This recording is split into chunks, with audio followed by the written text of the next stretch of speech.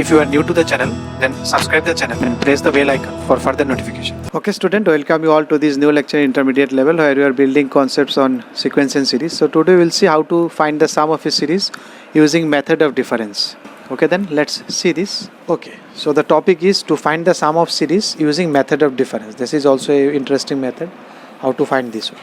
Suppose your series is this one. I have written comma, it should be plus plus because it is series.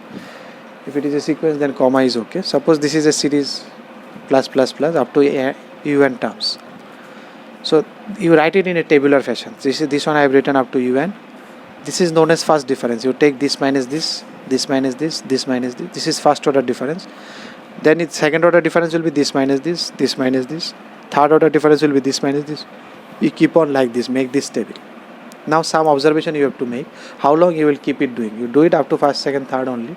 You will see if two things are coming, then it is working. One is if kth order difference are constant. You find one difference that everything are constant. It is not changing. Whatever value you are getting here, same value you are saying. If the difference became constant at any particular order, then also you have a formula. And if the difference are in GP, suppose this is 2, this is 4, this is 8, so this is maintaining a GP, then also you have a formula. Okay, suppose the difference is fixed, it is a constant, then the nth term of the series is written in this way. You can write the nth term of this one. A1 n to the power k, A2 n to the power k minus 1. N is the nth term and k is the which order difference became constant. So from that it starts. If third order difference constant, so it will start from n cube. If second order difference constant, it will start from n square. So I took an example for you so that you understand this one. Suppose this series you see. So I have written it in this way. Take the difference 5. This is your first order difference. Take one more difference. You can see the difference is now fixed k. That is 4. So which other difference? Second. So your un will start from n square n then 1. Then how to find ABC? You know first term is 1. So if you put 1, this is a plus b plus c is 2. If you do second term, you know second term is 2, 7.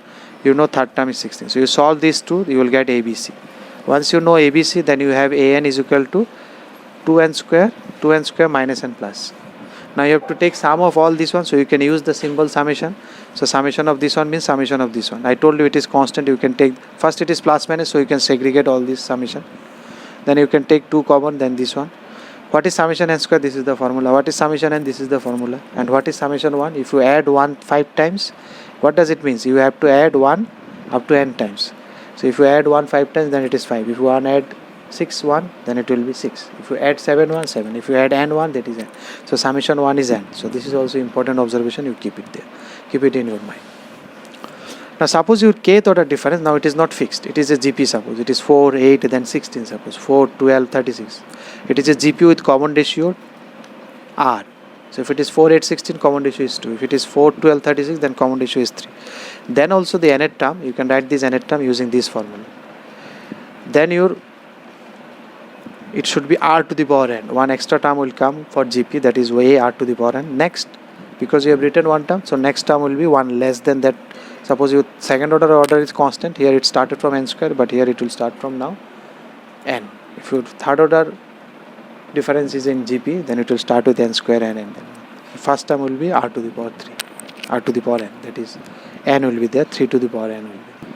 So this one and this one you have to remember if you want to use this formula. If you like the video, then press the like button and please give your valuable comments in the comment section.